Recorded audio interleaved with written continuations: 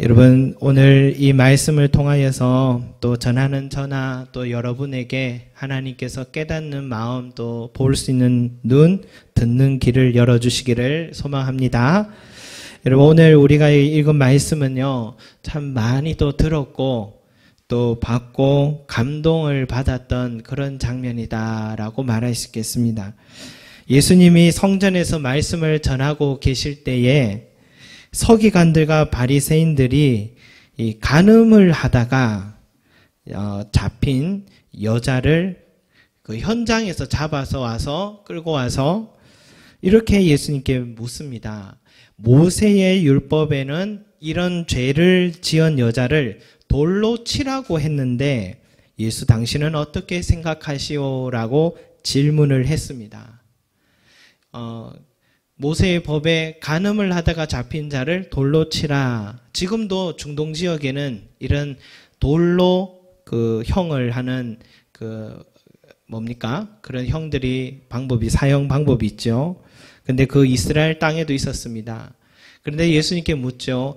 모세의 법대로라면 이 여인을 지금 돌로 치라 했는데 당신이라면 어떻게 생각하십니까? 물으니까 이 예수님에게는 아주 난감한 질문이 아닐 수가 없습니다. 왜냐하면 모세의 법대로 하십시오라고 하면 모세의 법대로 해야 되거든요. 그러면 예수님이 지금 사람들 앞에서 사랑하라, 용서하라고 설교를 했는데 모세의 법대로 그 여인을 돌로 치라고 하면 예수님은 사랑의 법에 걸려 넘어지는 겁니다.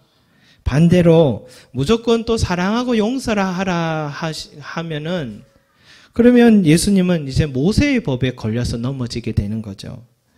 그러니까 이 사건의 본질은 여러분, 간음한 여인의 죄가 문제가 아니고 그에 대한 판결의 문제가 아니고 이 여자는 지금 그저 도구일 뿐이고 예수님을 잡아 죽이는 것이 그 서기관들과 바리새인들의 목적이었다. 그래서 6절에 이런 말씀이 있죠.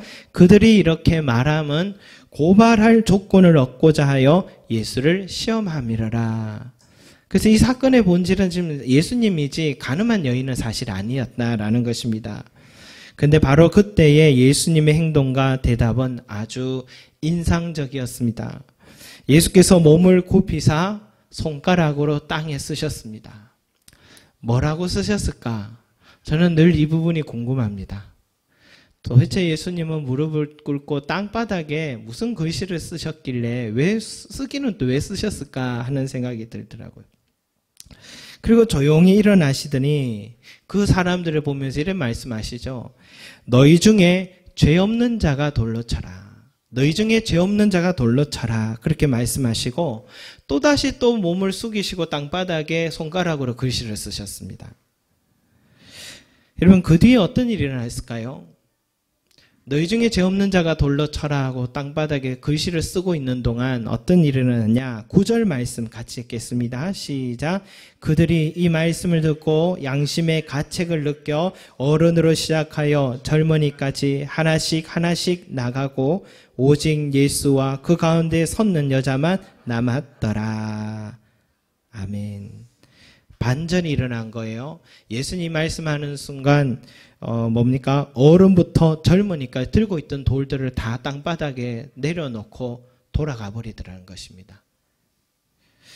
솔직히 여러분, 대낮에 간음을 하다가 잡힌 여자는 처음 바람 피다가 잡힌 사람이 아닙니다. 그죠?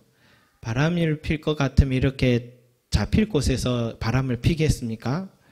이 여자는 항상 자기 몸을 팔아서라도 하루하루를 연명해야 되는 직업적인 창녀라고 말할 수가 있겠죠. 그러니까 이 여인이 항상 이렇게 간음을 하고 있는 것은 그 당시에 주변의 동네 사람들은 다 원래 알고 있었던 일입니다. 그게 직업이니까요. 마치 이런 거예요. 정치인들이 자신들이 지금 입지가 불리하다 싶으면 연예인들의 스캔들 하나 터뜨려서 언론에 노출시키고 자기를 묻히려고 하는 그런 태도랑 비슷하다 볼 수 있습니다. 그리고 이 여자가 간음하다가 잡혀왔다면은 간음은 혼자 합니까?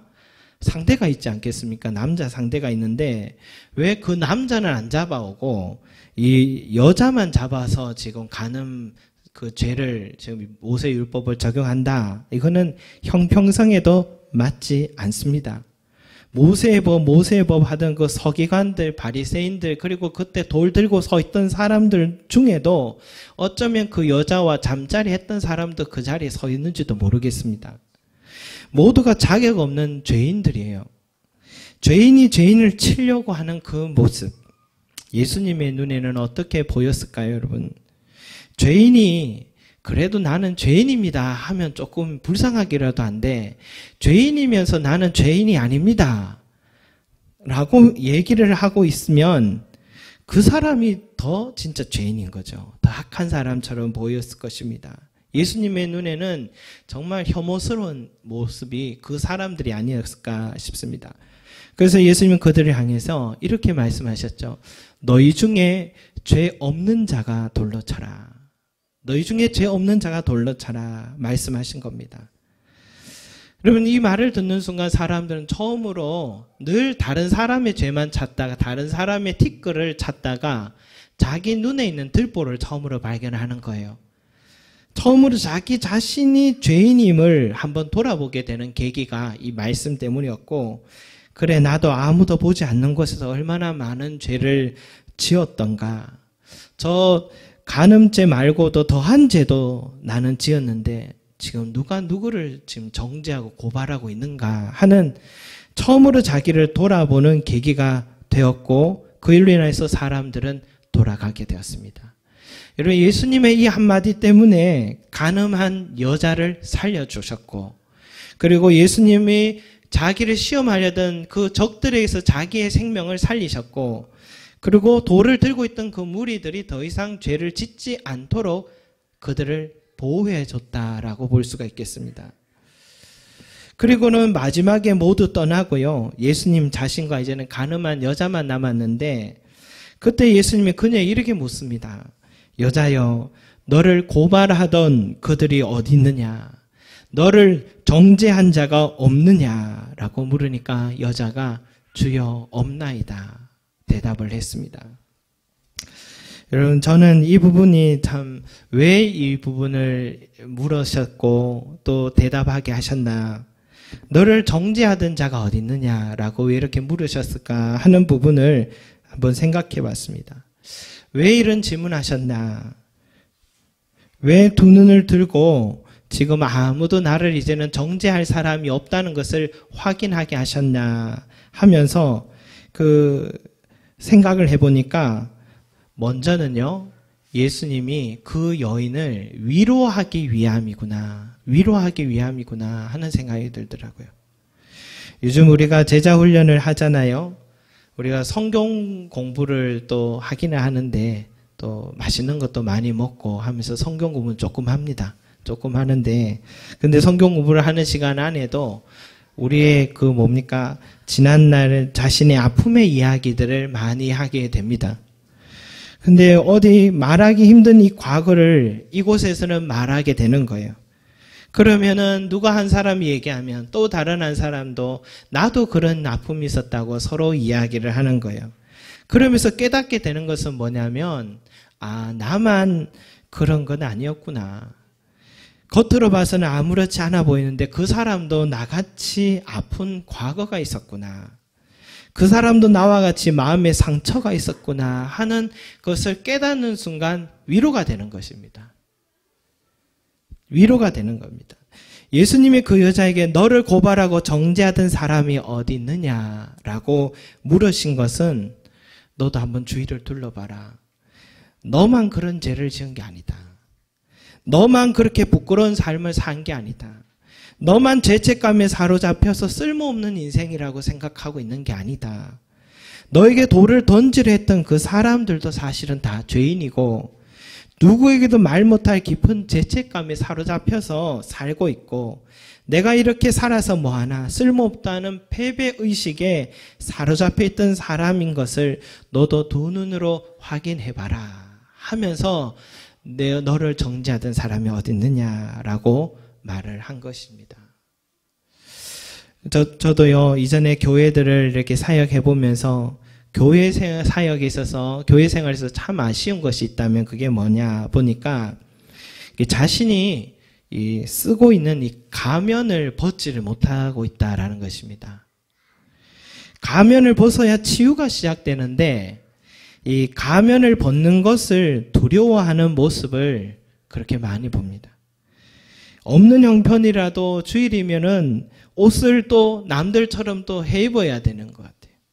그리고 다른 집과 비교된다고 구역 예배에 참여하지 못하기도 하고, 나의 아픔과 부끄러웠던 과거를 말하고 서로의 아픔을 나눠야 할 이 교회 공동체가 그걸 말하는 순간 혹시나 무시받을까봐, 또 혹시나 또 뭡니까, 사람들이 입방아에 오르내릴까봐 하는 그런 말 못하는 그런 사정들이 있더라고요.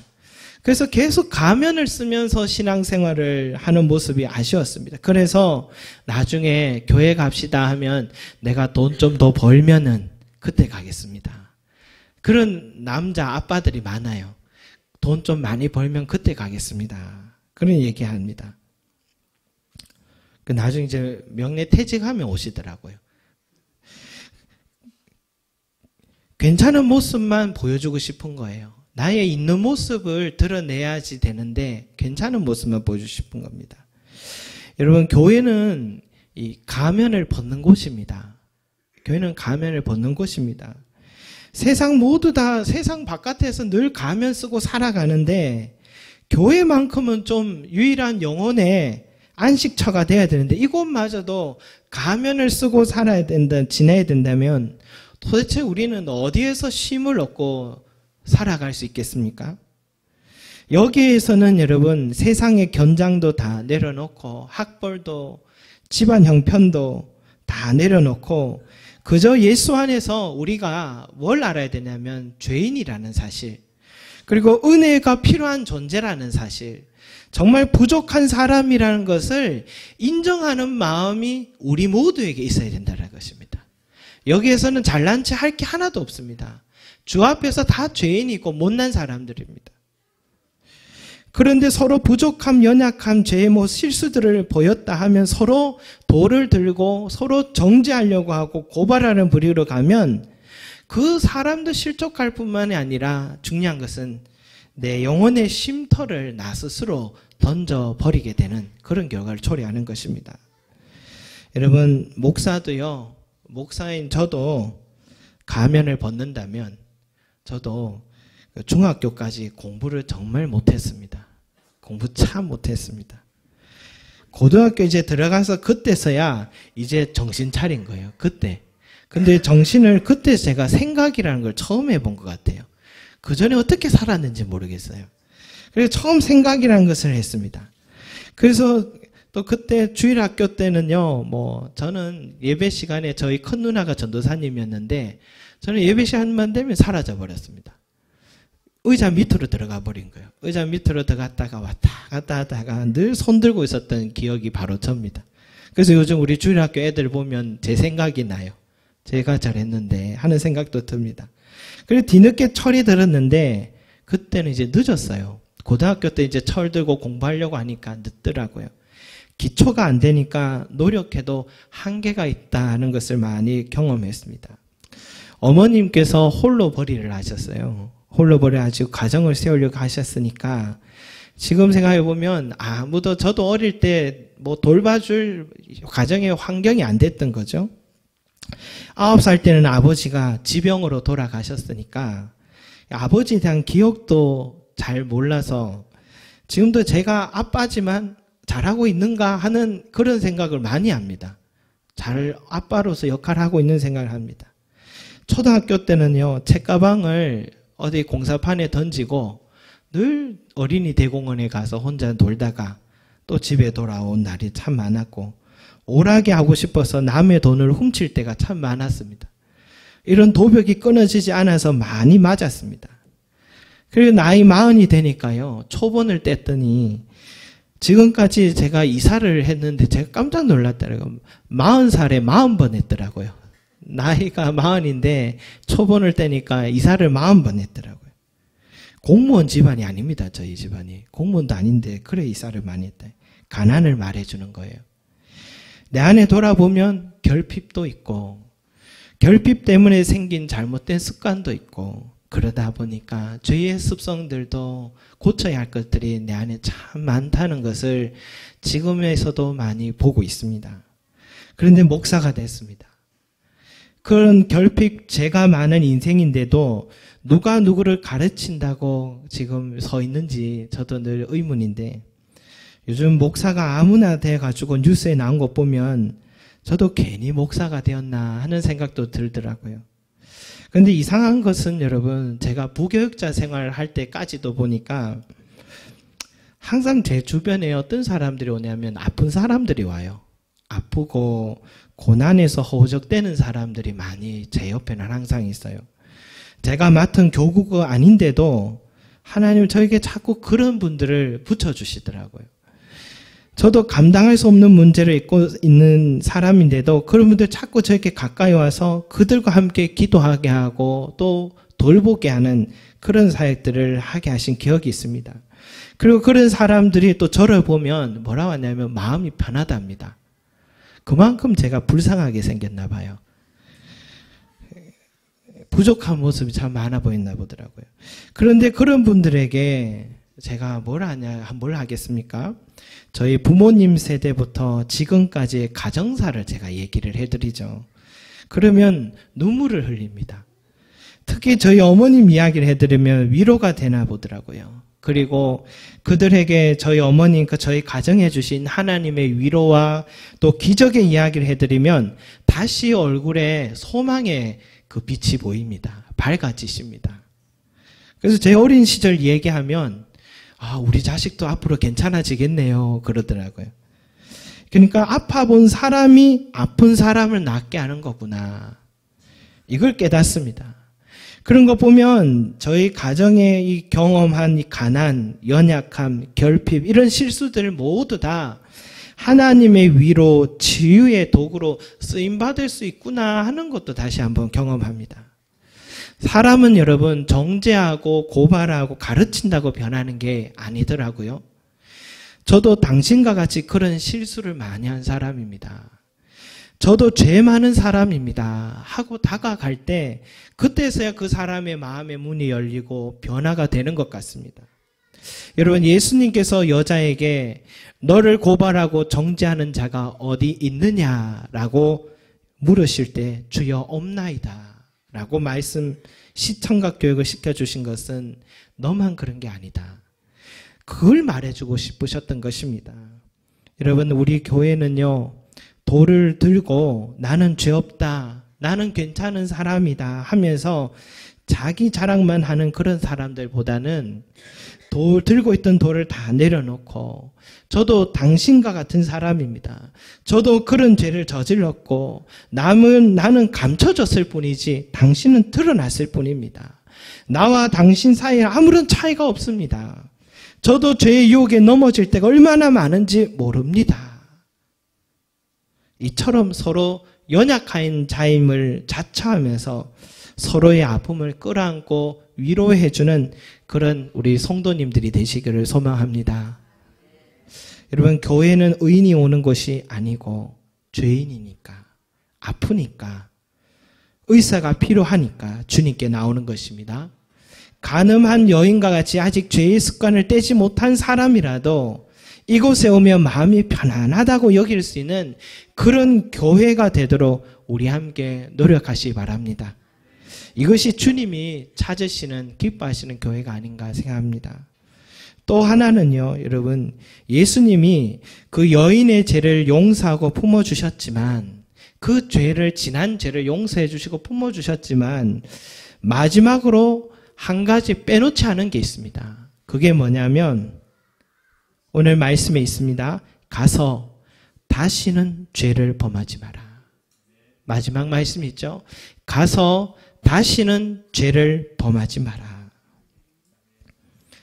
그 여인에게 있어서 이 말은 뭘까요? 이건 더 이상 너의 몸을 팔아서 돈벌이를 하거나 음욕에 빠져 살아가지 마라. 간음죄를 용서받았지만 용서받았다고 해서 계속해서 간음죄를 저질러 된다 이런 뜻이 아니라 이제는 저질러서는 안 된다 이런 말씀이죠. 여러분 용서받은 은혜를 입었다면 자연히 우리는 은혜 받은 자로서 반응을 꼭 해야 합니다. 여기까지가 신앙입니다. 내가 용서받았습니다. 은혜 받았습니다. 까지가 신앙이 아니라 은혜 받은 자로서 행하는 것이 신앙이다라는 것입니다. 예수를 믿기로 결심해 놓고 내 삶은 전혀 변하지 않는다면 그는 예수를 아직 믿지 않고 있는 사람이다. 임금에게 1만 달란트를 빚진 자가 탕감받았습니다. 1만 달란트는 한 조 단위더라고요. 한 1조, 2조 되더라고요. 어마어마한 돈을 탕감받아 놓고는 자기한테 100데나리온, 500만 원 빌린 사람을 용서하지 않고 감옥에 가둬버렸습니다. 이 사실을 임금이 알고 1만 달란트 조 단위로 용서받은 그 사람의 행위를 알고 다시 불러서 탕감했던 것을 초래하고 1만 달란트를 갚을 때까지는 감옥에 있어라 하면서 감옥에 들어가는 이야기를 예수님이 비유로 하셨습니다. 비참한 결과죠. 이것은 내가 하나님의 은혜로 우리 죄를 용서받았습니다.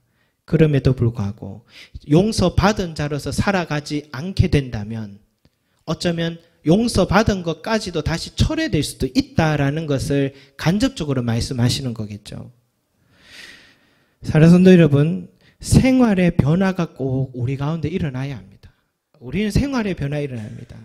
우리 몸은요, 거룩한 성전이다라고 말씀하셨지 않습니까? 그 모양이 어떤지 간에 내 마음과 몸을 망치는 이 중독들 있죠. 중독들을 가능하면 여러분 하나씩 떨쳐버리시 바랍니다. 우리 교회에 누가 마약을 하는 사람은 없겠지만 내 몸을 자꾸만 망치게 하는 이 중독들의 습관들이 있어요. 이런 것들 하나씩 고쳐야 됩니다. 그 사람이 아무리 친하고 또 좋은 사람이라도 나를 죄의 자리로 자꾸 유혹하는 일이라면 그 사람을 멀리 해야 된다라는 것입니다. 그래서 악은 모양이라도 버려라. 악은 모양이라도 버려라라고 말씀하셨습니다. 이제 예수를 온전히 믿으려고 하면 여러분 진짜 어려운 게 뭐냐면 주일마다 교회 생활을 꼬박꼬박 지키는 것 어려울 수 있겠죠. 그런데 이게 어려운 게 아닙니다. 주일날 한 번도 빠지지 않고 예배의 자리에 오는 거 이게 어려운 게 아닙니다. 이게 어려운 게 아니라 이제 예수를 온전히 믿으려 하면 내 안에 뭐가 어렵냐면 전쟁이 일어나기 시작합니다. 내 안에 전쟁이 일어나는데 내 안에 두 법이 싸웁니다. 사도 바울이 말한 것처럼 육신의 법과 성령의 법이 내 안에 계속해서 싸웁니다. 계속해서 싸웁니다. 육신의 법은 나에게 끊임없이 뭡니까? 달콤한 유혹들과 달콤한 이 삶을 제안을 합니다. 너무 또 그 길은 쉽습니다. 그런데 결국 그것은 육신의 법에 따라가면 내 인생이 무너지기 시작합니다. 반대로요, 성령의 법이 내 안에 계속해서 또 말씀하실 거거든요. 그런데 이 성령의 법을 따르는 건 정말 어렵습니다. 내 본성과는 자꾸 반대되는 걸 요구하기 때문에 자꾸 성령의 법은 따르기 어렵지만 그러나 그 법을 따라 살면 우리 삶의 아름다운 결실을 맺을 뿐만이 아니라 결국 영원한 생명을 얻게 되는 은혜를 얻게 되는 것입니다. 저도 여러분 육신의 법의 달콤함에 넘어질 때가 참 많습니다. 저도 제 유혹에 싸워보고 늘 패배하고 다시 돌아서고 그러지만은 하나 깨달은 것이 있다면 뭐냐면 나는 죄와 싸우면 이길 수 없다. 나는 죄와 싸워서 항상 패배할 수밖에 없다. 그만큼 죄의 유혹은 강력합니다. 우리 못 이깁니다. 우리 힘으로는 이 세상에 널려있는 수많은 이 죄의 유혹들을 우리는 못 이깁니다. 그래서 죄와는 싸우지 말고 피하라 그렇게 말씀했던 이유가 있죠. 그러면 여러분 어떻게 이 성령의 법을 우리가 따를 수 있느냐? 그것은 성령이 내 안에 가득하도록 내 몸과 마음을 주님께 드리는 것이 필요합니다. 이게 어떻게 가능하냐? 우리가 하나님과 가까이 하는 시간을 매일마다 갖는 것입니다. 항상 하나님과 가까이 하는 시간을 갖는 것인데 어떻게 하면 하나님과 가까이 하느냐? 오늘 말씀 1절 한번 보겠습니다. 8장 1절 말씀 한번 보겠습니다. 53절과 1절 읽겠습니다. 시작. 다 각각 집으로 돌아가고 예수는 감람산으로 가시니라. 아멘. 여러분, 예수님의 말씀을 앞에 듣던 사람들 다 집으로 돌아가고 저녁이 되니까 감람산으로 올라가셨습니다. 그리고 그 다음 2절 보니까 아침에 다시 성전으로 돌아왔다 했습니다. 이 말은 뭘까요? 감람산에 산에 가서 하루를 보내신 겁니다. 예수님이 산에 왜 올라가십니까? 기도하러 가십니다. 예수님은 항상 저녁에 되면 산에 기도하러 올라가십니다. 그리고 그 다음 날까지 철야를 하고 오신 것 같아요. 예수님이 감람산으로 가시니라라는 것은 하나님과 만남의 시간을 갖기 위해서 가신 겁니다.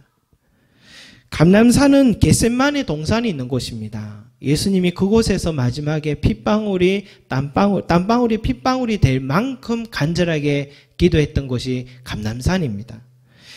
그러니까 예수님의 기도처가 감람산에 따로 있었습니다.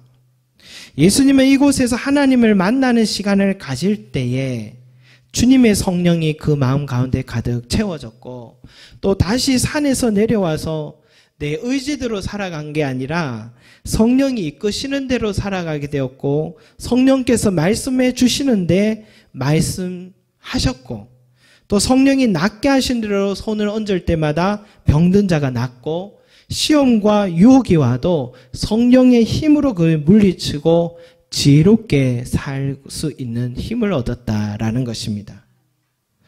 그래서 여러분 예수님도 산에 가서 나만의 하나님만의 감람산에서 하나님을 만나는 시간이 있었기 때문에 그때에 얻었던 능력과 지혜와 힘으로 시험이 찾아와도 정말 어려운 문제 아니었습니까? 모세율법에 의하면 이 여인을 돌로 치라 했는데 당신이라면 어떡하겠습니까? 이걸 선택하면 이 법에 걸려 죽고 이걸 선택하면 이 법에 걸려 죽을 너무너무나도 어려운 시험과 유혹 앞에서 아주 지혜로운 대답과 문제를 뚫고 지나갈 수 있었던 힘은 어디에서 나왔느냐?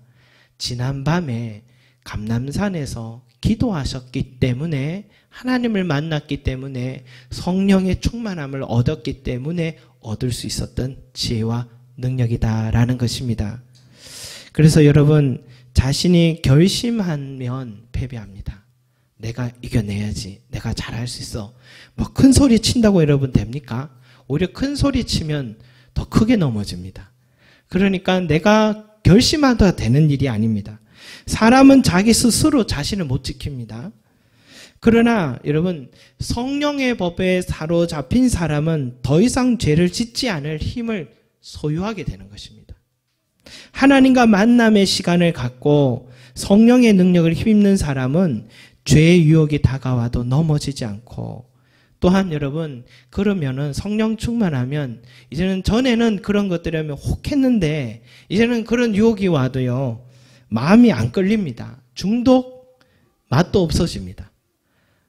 담배 맛이 없어서 못 핍니다. 술 무슨 맛으로 먹냐 그럽니다. 내 삶에 나를 얽으면 중독의 모든 것들 잘못된 습관들 이런 것들이 다 이제는 시시해지는 거예요. 누가 뭐라 안 해도 절로 끊게 되는 것입니다. 그래서 옛날 친구들 만나면 아파트 평수 자랑하고 돈 자랑하고 자식 자랑하고 학벌 자랑하고 주식 투자 얘기하고 이런 것들을 이제는 들으면 자꾸만 이질감을 느끼게 되는 그런 마음이 생기기 시작합니다. 그러니까 예전에 친구들과 나의 이제 관심사가 멀어져 가기 시작하는 것입니다. 대신에 이제는 교회 와서 봉사하고 또 하나님 앞에 예배하고 찬양하고 기도하는 이 시간들이 점점 더 성도 간의 교제 나누는 시간이 더 즐겁고 하나님 말씀을 배우고 알아가고 기도하고 응답받는 이 전혀 새로운 삶의 기쁨을 느낄 때에 이전의 것들은 재미없어지고 전혀 새로운 삶의 재미를 느끼게 되는 것입니다. 여러분 가끔씩 또 우리가 육신을 입은 자되기 때문에 예수를 믿어도 또 죄의 달콤함에 넘어져 돌아갈 때가 있지만 내 안에 계신 성령께서 나를 책망하시고 바르게 인도하시기 때문에 빠지지 않고 다시 돌아올 수 있는 힘을 얻게 된다라는 것입니다. 그래서 다시는 죄를 범하지 않고 살아가게 되는 것입니다.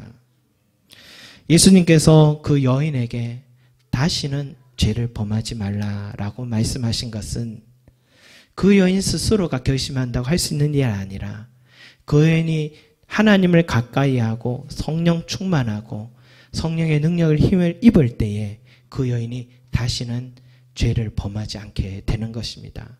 그래서 유대의 전통에 의하면 이 여인이 막달라 마리아였을 것이다 라는 전통이 있습니다. 막달라 마리아가 그전에는 이렇게 창녀로서 살아갔고 정말 비참한 삶을 살았지만 그러나 이 막달라 마리아가 나중에는 주님을 가장 가까이서 보필해드리고 주님이 부활하셨을 때 제일 먼저 만난 사람이 누구냐면 괜찮습니다. 네. 주님을 제일 먼저 만난 여인이 누구냐면 막달라 마리아입니다. 그러니까 이 여인은 그때부터 변화를 받아서 주님을 가장 가까이 하고 하나님의 나라를 위해서 아름답게 쓰임 받는 그런 삶이 되었거든요. 사랑하는 여러분, 우리 삶에 있어서도 이 여인과 같이 살아가는 저와 여러분 되시기 바라겠습니다. 성령 충만함을 받으시기 바랍니다. 성령 충만함 받으려면 다른 방법 없습니다. 하나님을 가까이 해야 합니다. 하나님의 영이 우리에게 넘쳐서 우리에게 흘러오면 그게 충만해지는 것이니까 가까이 안 하는데 어떻게 하나님의 영을 우리가 받을 수 있겠습니까? 그래서 할 수만 있으면 매일마다 하나님을 가까이 하셔서 성령 충만함을 얻고 그러면 죄의 유혹을 이길 힘도 없고 나에게 풀어야 할 인생의 이 뭡니까? 그 진퇴양난의 문제도 성령의 충만하면 지혜를 주셔서 멋지게 뚫고 지나갈 수 있는 힘을 얻고 성령 충만하게 되면은 우리의 삶에 풍성한 결실을 얻게 되는 줄로 믿습니다. 다시는 죄를 범하지 말라. 이 말씀 앞에서 우리가 순종하고 성령 충만하신 저와 여러분이 되시기를 바라겠습니다. 그리고 우리 성도들 서로 간에 절대로 내가 다른 사람을 판단하려는 자리에 서지 말고 나도 죄인이다. 나도 그랬는데 예전에 내 모습 보는 것 같네. 그런 생각하고 품어주고 사랑해주는 그런 모습을 하나님이 더욱더 기뻐하시고 복 주신 줄로 믿습니다. 기도하겠습니다. 사랑과 은혜가 많으신 아버지 하나님, 제가 죄인입니다. 주여, 앞에 선 자격도 없는 사람이 앞에 서서 말씀을 전하였고 또 아버지 하나님 부끄러운 것 더 많으면서도 다른 사람들의 삶을 논하였습니다. 하나님이여 저부터 불쌍히 여겨주시고 긍휼히 여겨주시고 건져주시옵소서. 주여 다시는 죄를 범하지를 말라는 말씀 앞에 순종하기를 원하고 늘 성령 충만한 자로 살아갈 수 있도록 우리를 주님 앞으로 늘 이끌어 주시옵소서. 오늘도 이 성전에 주님 앞으로 가까이 온 우리 모든 성도들에게 주의 성령을 부어주셔서 오셔서 주님의 성령이여 우리 가운데 임하여 주셔서 우리의 모든 아버지 하나님이여 탐욕과 죄악들을 아버지 하나님 무너뜨리시고 우리의 가슴을 정케 하여 주시옵소서. 오늘도 우리에게 참된 부흥의 은혜를 허락하여 주실 줄로 믿습니다. 감사드리며 예수 그리스도 이름으로 기도드립니다. 아멘. 우리